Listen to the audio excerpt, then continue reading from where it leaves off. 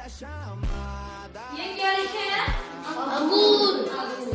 लेकिन अब यहाँ बिंदी लगा देंगे तो क्या हो जाएगा? अंगूर। क्या हो गया? अंगूर। कहीं ना कहीं अंगा आ रहा है ना? लेकिन हमने यहाँ अंगूर यूज किए हैं नहीं ना? इसका मतलब है कि बिंदी का मतलब क्या हो रहा है? अंगा। अंगा हो रहा है ना? अच्छा ठीक है, बिंदी का मतलब तो अंगा हो गया, लेकिन हम दूसरे पे चलते देखते हैं क्या उस बिंदी का मतलब भी अंगा होता है। ये क्या है? अब बिंदी लगा दी क्या हो जाएगा? कर्ण। तो बोले कर्ण क्या अड़ा है ना? ठीक है, इस बिंदी का मतलब अड़ा हो गया। कभी सोचा आप लोगों ने कि इस बिंदी का मतलब अंगा, इस बिंदी का मतलब अड़ा हो गया? सोचा है कभी? नहीं ना? लेकिन हम आगे बढ़ते हैं, एक और बात एग्जाम्पल करते हैं।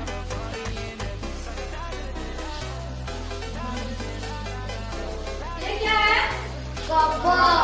बिंदी लग के क्या हो जाएगा? और इस बिंदी का मतलब मौत हो जा रहा है। भाई सब में बिंदी एक ही है, बिंदी में कोई चेंजेस नहीं है और मतलब अलग अलग हो रहा है। कभी किसी ने नहीं सोचा है क्यों ऐसा हो रहा है? चलिए हम आप लोगों को बताते हैं कि ऐसा क्यों हो रहा है। ध्यान दीजिएगा सब लोग, ठीक है? अच्छा, ये क्या है? का लिखा है ना? अंगा। तो ऐसे हम डिवाइड कर देते हैं, 5 ग्रुप में हम डिवाइड कर देते हैं को, ठीक है?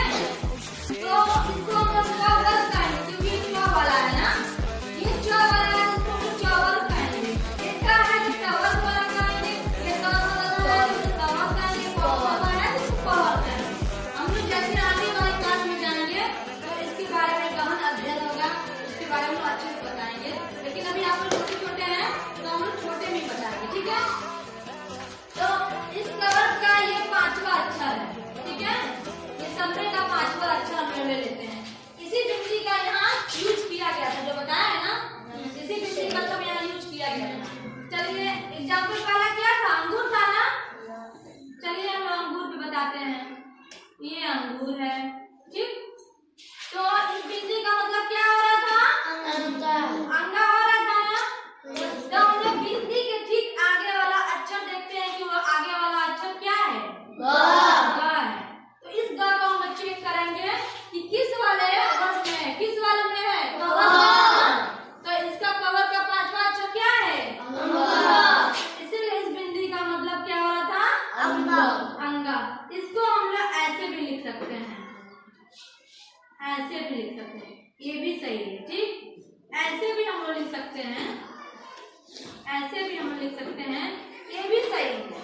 ये तीनों फॉर्म सही है। आप लोग जैसे जैसे आगे जाओगे, किसी एग्जाम की तैयारी करोगे, उसमें पेपर में ऐसे आएगा, तो आप लोग तो ये बस देखे हो, ये दोनों नहीं देखे हो, कंफ्यूज हो जाओगे कि भाई कैसे सही हो गया। तो ऐसे भी आना है तो हमें घबराना नहीं है, ठीक है? ऐसे भी सही है। अच्छा, ये अंगा हम लोग पहले क्यों यूज किए हैं? हम लोग बाद में भी यूज कर सकते हैं, हाँ बाद में यूज कर सकते हैं। तो ऐसा नहीं है, हम लोग पहले इसलिए यूज कर रहे हैं क्योंकि इस बिंदी का मतलब कभी भी इस अक्षर के पहले ही बिंदी लगी रहती है, तो इसलिए हम लोग पहले यूज करते हैं। अच्छा, और हम लोग आगे बताते हैं मंजन, ठीक? बिंदी का अगला क्या है? ज है। ज को हम लोग चेक करते हैं किसमें है? ज चौवर में है ना, तो इसका क्या है? इया लगेगा। बिंदी का मतलब क्या हो जाएगा?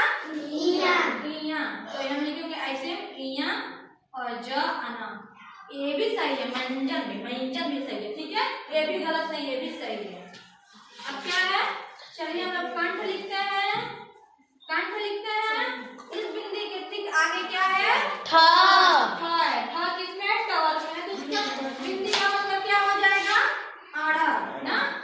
तो हम लोग कभी भी इसका पूरा फॉर्म नहीं लिखेंगे, इसका हम लोग आधा ही लिखते हैं, बस आधा वाला लिखते हैं ना, आधा वाला हिस्सा लिखते हैं।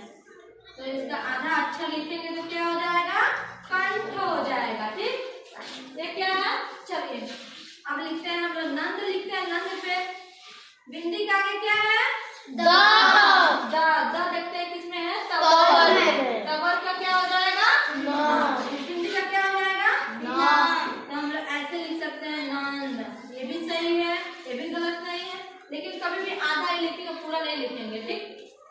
अब हम लोग लिखते हैं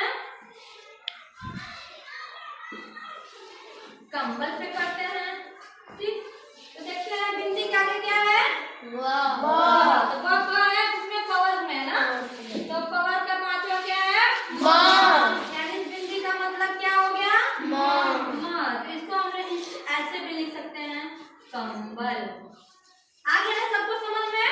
यस मैम। ऐसे आप लोग कुछ और क्या नाम है सब बिन के लाएंगे, पूछ के लाएंगे, फिर हमको देंगे और खुद करेंगे भी।